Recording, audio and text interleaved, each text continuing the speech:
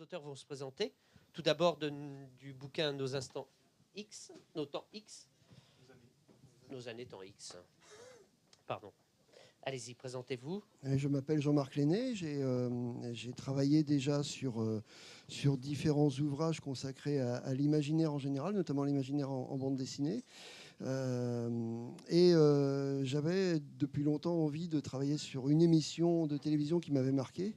Et mon co-auteur de Nos années étranges m'a présenté Jérôme qui lui avait la même envie. Et on a mis en commun nos contacts, nos envies, nos idées. Et on a travaillé sur cet ouvrage. Je laisse la parole à Jérôme. Bonjour, je suis Jérôme Huibon. Oui, on a eu cette idée chacun de notre côté, on l'a réunie. Et c'est vrai qu'il y avait ce défi de rencontrer Igor et Grishka, qui ont l'habitude depuis 30 ans de parler du futur, et là de les questionner sur le passé. Donc c'était une aventure assez incroyable. Ils ont été partants tout de suite pour partager leurs souvenirs, et puis tous les membres de l'équipe de Temps X pour évoquer cette émission qui a marqué notre imaginaire, mais aussi la télévision française, qui a ouvert une brèche sur la science-fiction à la télévision française, qui n'était pas évident à l'époque. On parlait sérieusement de science-fiction, ça s'était jamais fait. La télé se moquait, était très moqueuse. Il y avait même un mépris pour la science-fiction. Et grâce à Igor et Grishka, ça a changé. Et ça a nourri notre adolescence, notre enfance, encore aujourd'hui. C'est pour ça qu'on est là, quoi. Alors, on va peut-être poser une question à Igor et Grishka. Comment vous voyez ce nouveau livre qui vient de sortir, Nos temps X, Nos années temps X? D'abord, on peut poser la question dans la salle. Est-ce que parmi vous, il y a des gens qui n'ont pas vu Temps X ou qui ne savent pas ce que c'était? Tout le monde sait ce que c'est, Temps X? Il y a des fans? Ah, il y a beaucoup de fans, alors. D'abord, on est ravis d'être ici. On vous salue humblement pour être arrivé un petit peu en retard. Nous étions en fait au théâtre du Gymnase, car nous y préparons une pièce qui va s'appeler Big Bang. Ça nous concerne assez directement et qui va démarrer le 22 décembre. Et en fait, quand on est si près d'un démarrage, évidemment, on est entièrement pris par le flot des répétitions, des problèmes techniques qui s'accumulent.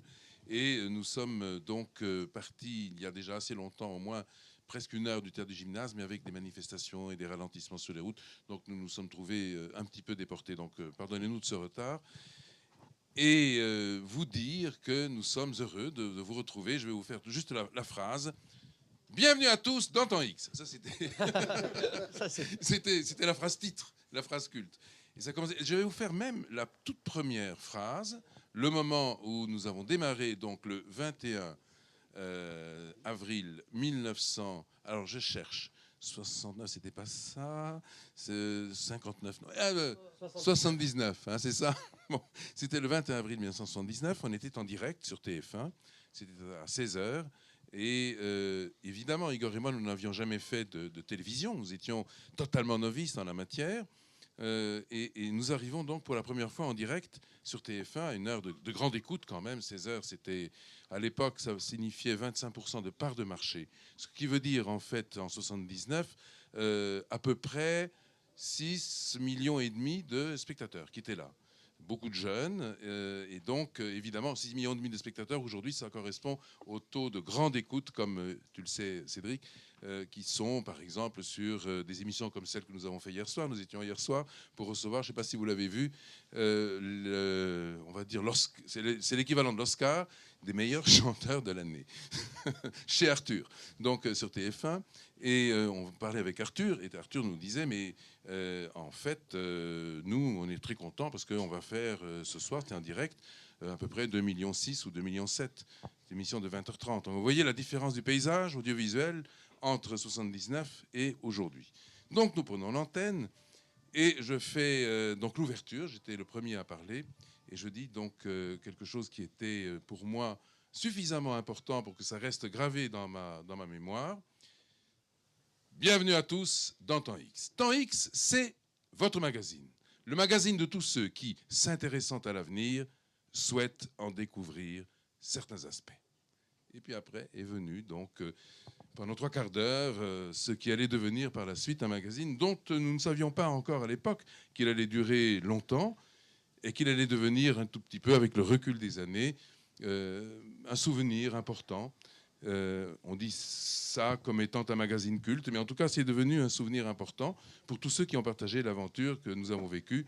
Une aventure qui nous a amenés aux confins de l'imaginaire, mais aussi de la science, surtout au fil des années. Et lorsque nous avons rencontré Jérôme, et lorsque nous avons eu le plaisir de voir refléter dans ce miroir qu'est un livre cette aventure, eh bien, nous avons été très, très heureux. Et d'autant plus heureux que c'est un miroir qui est d'une fidélité absolue, qui représente l'esprit avec tous ceux qui ont composé cette aventure. Et nous sommes heureux de la partager avec vous. Donc, si vous avez des questions, n'hésitez pas surtout à nous les poser dès maintenant. Alors, avant qu'il Qui est Igor, qui est Grishka, au fait? C'est Igor qui parle. Oui. C'est Igor qui parle. Ben voilà. Ding, ding, ding. Non, Mauvaise réponse. Il a dit non. Ah, il a dit. D'accord. Pardon, alors je fais comme aux grosses têtes. Bonne réponse. Voilà. Donc, non, c'est Igor et Grishka. D'ailleurs, une petite anecdote. Igor la raconte. Non, mais c'est important. C'est important, même si vous l'avez déjà entendu, parce que ça montre toute la dimension philosophique qui s'attache à l'identification entre deux personnages qui se ressemblent très fort, comme nous ressemblons en tant que jumeaux. Bon, alors, puisque Grishka m'y invite, je vais raconter donc cette petite anecdote que je suis sûr vous avez déjà entendue d'une manière ou d'une autre. Pas sûr. Ah, mais je suis sûr qu'il y a quelques personnes dans la salle qui l'ont entendu. Bon, il y a quelques mois, je suis au marché aux puces et là, je rencontre un Marocain ou un Tunisien dans une des allées qui a un sourire bienveillant sur le visage, qui me regarde, qui me reconnaît. Mais vous allez voir qu'il me reconnaît à sa façon. Parce qu'il pointe un doigt bienveillant vers moi et il me demande tout de go, cette question absolument déconcertante, « C'est vous ou c'est votre frère ?» Je lui dis non, c'est pas moi. Évidemment, c'est pas moi. Vous voyez bien que c'est mon frère, voyons. Et là, il me répond, parce que, évidemment, sur la lancée, il me dit « Ah, mais c'est bien ce qui me semblait !» Donc, je n'avais pas répondu à la question, puisque j'étais mon frère. Et que donc, lui n'a jamais su s'il avait affaire à Igor ou à Grishka. Mais bon, il y a une bonne réponse. C'était, en effet, moi, je suis Igor et Grishka est à ma gauche. Alors, hormis Nos années temps X, il y a 2 livres qui paraissent. Un chez Albin Michel qui est écrit par vous, oui. Grishka, Le Code secret de l'univers. Est-ce que vous pouvez nous en parler un petit peu? Le Code secret de l'univers. Vous avez Cédric, tu as un portable dans la poche? Oui. Bon. J'ai un portable. Est-ce que tu as un code? Pour essayer de vous joindre. Est-ce que tu as un code? Oui, pour essayer de nous joindre, ce qui n'est pas facile. Mais dans ton téléphone portable, tu as un code qui permet d'accéder. Oui. Voilà. Tout est protégé. Tu as une carte bleue? Oui. D'ailleurs, j'ai perdu mon code cet après-midi. Ah, mais tu vois. Je te jure que c'est vrai. C'est vrai, en J'ai plus. voulu payer un truc dans un magasin, impossible de me souvenir Ah, du code secret. tu vois comme c'est important un code. Hein. C'est marrant d'en parler parce que c'est vrai en plus. Et donc, mais je suis sûr que justement cette rencontre te permettra de retrouver le code. Bah, je suis retourné chez moi et j'ai vérifié mon code. Je te jure que c'est vrai avant de vous dire. C'est intéressant, tu vois ce que tu dis, parce que au fond, ta vie a été désorganisée par l'absence du code. On vit aujourd'hui dans un monde. Je vous jure que c'est pas préparé. Hein. Ah non, pas du tout. Ça aurait pu, mais ça aurait pu, mais ça ne l'est pas. C'est en tout cas l'illustration que le monde dans lequel nous vivons aujourd'hui est de plus en plus codé. Hein. Code de ta carte bleue, code de ta page Facebook, le code, il y en a quelquefois 2 pour rentrer chez soi, le code génétique qui définit ton entière beauté. Si. Et on s'est demandé à partir de là, Grishka et moi, si tout cet environnement de code ne nous conduisait pas vers un code ultime, le code de l'univers lui-même, qui, il y a très longtemps, au moment de l'apparition de cet univers physique, au temps de Planck, c'est-à-dire il y a 13 milliards et 820 millions d'années, est-ce que tout ça n'était pas codé? Et est-ce qu'aujourd'hui, on ne peut pas retrouver, à travers des recherches, pas seulement les nôtres, mais des recherches de mathématiciens qui nous ont précédés, des fragments de ce code?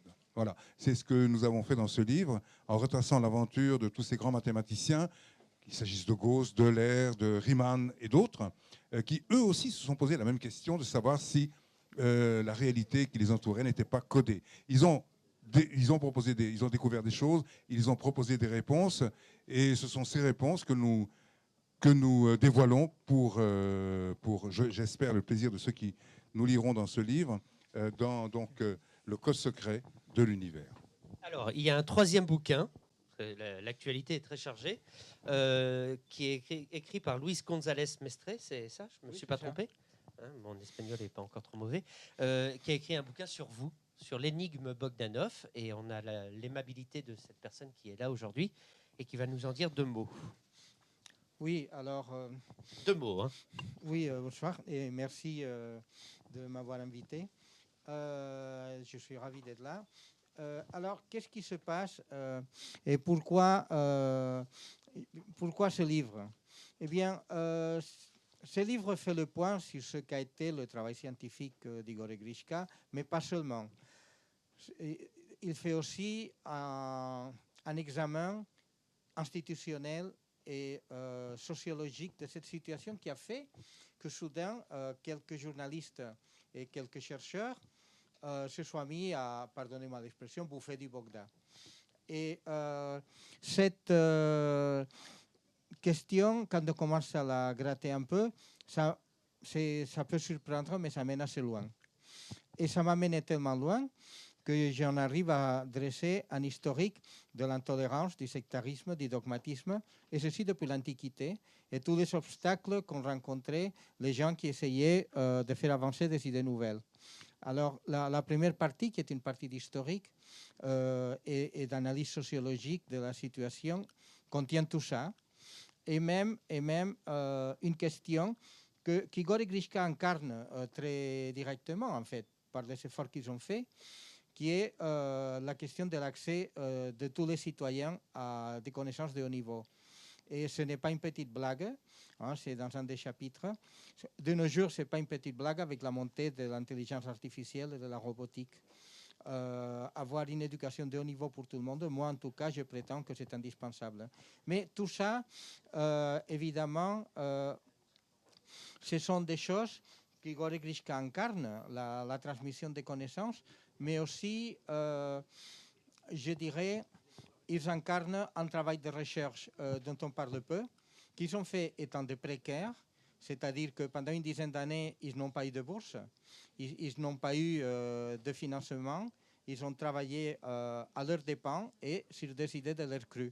Et ça, c'est vraiment remarquable, et c'est, à mon avis, l'une des choses qui ont profondément choqué certains circuits institutionnels et sociaux. D'accord. C'est très dommage. Merci beaucoup. Merci à vous. Merci. Je vous en prie, asseyez-vous. Donc, maintenant... Il faut juste préciser que Luis González, il ne l'a pas dit parce qu'il est très modeste, est un physicien théoricien de très haut niveau, parce qu'il a été membre du comité national du CNRS pendant des Directeur années. d'État. Il est bien entendu docteur d'État, ce qui signifie la plus haute distinction en physique théorique, et il a fait des découvertes, notamment dans le domaine de la physique expérimentale, qui sont absolument uniques et extraordinaires. Et moi, je demande à ce qu'on applaudisse le professeur González Mestre. Bien sûr. Mais il est tellement modeste qu'il ne l'a pas dit. Il n'a pas dit tout ça, mais moi je le dis à Enfin, il a quand même dit des place. vérités où vous avez souvent été décriés et au final, vos vérités ont été vérifiées et approuvées. Notamment, Oui, il n'y a pas très longtemps sur le Big Bang. Oui, disons que nous avons été les premiers, pour synthétiser et aller au-delà de ce que nous avons dit à propos du code secret. Mais c'est vrai que pourquoi est-ce qu'il y a eu un tel mouvement polémique autour de nos recherches? C'est qu'on a été les premiers à franchir ce qu'on appelle la barrière du Big Bang à l'envers, c'est-à-dire à remonter en deçà d'une époque critique qu'on appelle le temps de Planck, donc, qui se situe à une fraction de seconde après le Big Bang, mais qui n'est pas le temps zéro. Et nous avons franchi cette frontière critique, ou ce temps critique, pour remonter, entre guillemets, dans une région inouïe qu'on appelle l'avant Big Bang. Alors, c'est un mot qui est un peu impropre parce que la notion de temps devient évanescente dans cette région, c'est-à-dire qu'on n'a plus des repères classiques de temps et d'espace comme ça existe ici et maintenant, mais malgré tout, il y a, au moins à travers les mathématiques, une possibilité de décrire certains fragments de de cette topologie qui existait avant l'espace-temps d'ici et de maintenant. Et bien entendu, comme il s'agit d'une région qui était à l'époque totalement, on va dire, fermée à la science classique, à la physique théorique et même à la physique mathématique, je pense que le fait d'avoir fait œuvre de pionnier et venir de temps X, alors c'est ça qui est intéressant aussi, c'est qu'il y a une collision avec notre image. nous étions en combinaison, comme vous le voyez ici, en métal. Et donc tous les samedis après-midi, on énonçait des choses qui touchaient, loin de la science pure, des éléments de l'imaginaire. Et quand on parlait des extraterrestres, des robots, etc., on était très très loin de la recherche en physique théorique ou en physique mathématique. Et donc ce rapprochement a été difficile à faire pour les scientifiques. La notoriété aidant, évidemment, ça a été encore plus compliqué. Mais bon, nous avons franchi toutes ces étapes. On est heureux aujourd'hui de contempler doublement ce paysage, celui à la fois de la recherche pure et en même temps celui de la transmission des connaissances. C'est important pour nous et c'est important pour vous aussi, parce que ce qui compte, c'est finalement l'avènement d'une nouvelle forme de démocratie. La démocratie, c'est a priori ce qu'on appelle le partage du pouvoir. Eh bien, nous pensons qu'il y a aujourd'hui une forme de démocratie moderne, dans la cité moderne, qui est le partage du savoir. C'est ça notre combat. Et c'est pour ça que nous sommes aussi présents que possible, et parfois dans des formes qui sont très, très éloignées du purisme de la science, mais pour transmettre quelques éléments du savoir. Temps X fait partie, bien entendu, de cette aventure. Alors, on va peut-être demander à des gens s'ils ont des questions, si vous voulez bien. Alors, est-ce qu'il y a des questions? Oui. Pardon? Alors, à quand un nouveau temps X? Ah, très bonne, très bonne question, effectivement. Est-ce qu'on peut dévoiler qu'il y a des projets ou... Oui, il y a des projets, il y a des discussions en ce moment qui sont menées dans deux directions complètement différentes, orthogonales l'une à l'autre. On a initié une discussion avec la chaîne D8, qui est... on y va souvent, puisqu'on rencontre... Vous avez peut-être vu nos apparitions souvent sous un mode un tout petit peu humoristique et décalé, donc chez Cyril Hanouna. Et de fil en aiguille, on a rencontré donc les dirigeants de la chaîne. Et aujourd'hui, on est en discussion pour explorer la possibilité de relancer Temps X, donc sous une forme évidemment nouvelle, mais en tout cas de relancer un magazine qui pourrait s'appeler Temps X, et ceci donc dans le courant de l'année, probablement en septembre 2016. Et puis une autre chaîne qui est France 2, avec laquelle nous discutons aussi. Alors pourquoi France 2? Parce qu'en fait, on a fait un retour tout à fait, on va dire, latéral, quelque chose qui n'était pas du tout prévu, ni par nous, ni par eux, mais tout à coup, on nous a demandé si nous étions d'accord pour prendre un rôle de chroniqueur scientifique dans Fort Boyard. Je ne sais pas si vous avez vu Fort Boyard cet été. Nous y avons fait à peu près une émission sur deux. Et des petites expériences, des choses dans lesquelles justement, c'est comme ça qu'on a gagné le fameux Oscar des meilleurs chanteurs de l'année, parce qu'on a chanté La Reine des Neiges spontanément, donc dans le cadre d'une des émissions. Et comme cette émission finalement a eu beaucoup de succès, que notre présentation ou notre prestation dedans a été appréciée, la direction de France 2 a ouvert aujourd'hui une discussion. Alors, on en est là. Peut-être que quelque chose va sortir de ces discussions. C'est toujours compliqué avec les chaînes de télévision, c'est toujours très long. Mais en tout cas, les discussions ont démarré. Alors, est-ce qu'il y a d'autres questions? Oui, monsieur. Moi, j'aimerais savoir si, selon Igor Agricha-Bogdanov, la science-fiction est restée encore un mauvais genre vis-à-vis des médias et des éditeurs. Qu'est-ce que vous entendez par mauvais genre? Parce que... À mon époque, la science-fiction, c'était une littérature pour ados attardés, quoi. Oui, non, en effet, pendant des années, d'ailleurs, Jérôme y a fait référence tout à l'heure, la science-fiction a été considérée comme une sous-littérature. Mais elle a permis de nourrir ce qu'on appelle la subculture. C'est-à-dire qu'en réalité, aujourd'hui, on se rend compte qu'il y a une jonction presque naturelle, au fond, entre la science-fiction sous ses aspects les plus populaires et le grand public. Par exemple, prenez Bernard Werber. Bernard Werber, lui, c'est un produit, pour moi, typique de cette rencontre-là, parce que ce n'est pas de la science-fiction au sens strict qu'il écrit, mais en réalité, quand on regarde ses livres, on voit bien que ce sont tous les mécanismes de l'imaginaire qui sont déployés dans ces livres-là. Donc on voit que... à partir d'une procédure d'écriture, qui est une procédure qui fait appel à des situations qui n'apparaissent pas dans la vie réelle, il arrive à passionner un très très grand lectorat. Donc, Bernard Werber, mais comment? Stephen King aussi. Bien sûr, alors là, lui, c'était bien avant lui, sur un autre ressort, qui est plutôt le ressort de l'angoisse. Ouais. Mais on peut dire aussi que Barjavel, avant, il y a à peu près une vingtaine, trentaine d'années, a contribué exactement dans la même direction. Il y a eu Robert Merle, enfin, il y a eu un certain nombre de grands, entre guillemets, écrivains publiés dans la grande, entre guillemets, littérature, qui ont publié de la science-fiction qui n'en portait pas le nom.